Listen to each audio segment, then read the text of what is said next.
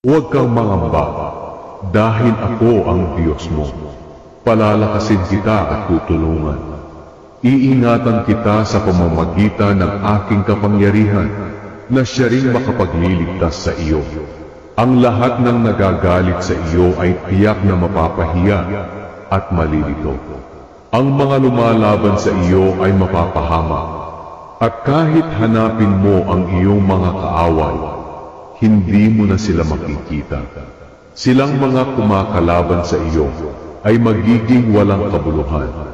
Sapagkat ako ang Panginoon na iyong Diyos. Ako ang nagpapalakas sa iyo at nagsasabing huwag kang matatakot dahil tutulungan kita.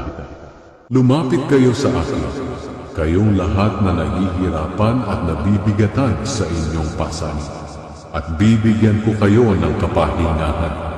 Sundin ninyo ang mga utos ko at matuto kayo sa akin, dahil mabait ako at mababang loob. Makakapagpahinga kayo dahil madaling sundin ang aking mga utos at magaan ang aking ipinapagawa. Humingi kayo sa Diyos at bibigyan kayo. Hanapin ninyo sa Kanya ang hinahanap nyo at makikita ninyo. Kumatok kayo sa Kanya at pagbubuksan kayo, sapagkat ang lahat ng humihingi ay nakakatanggap. Ang naghahanap ay nakakakita, at ang kumakatok ay pinagbubuksan.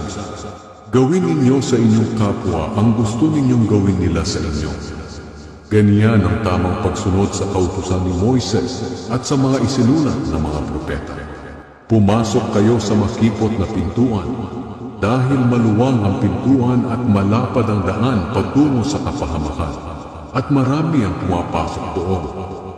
Ngunit makipot ang pintuan at mahirap ang daan patungo sa buhay na walang hanggan, at kakaunti lang ang dumadaan dito.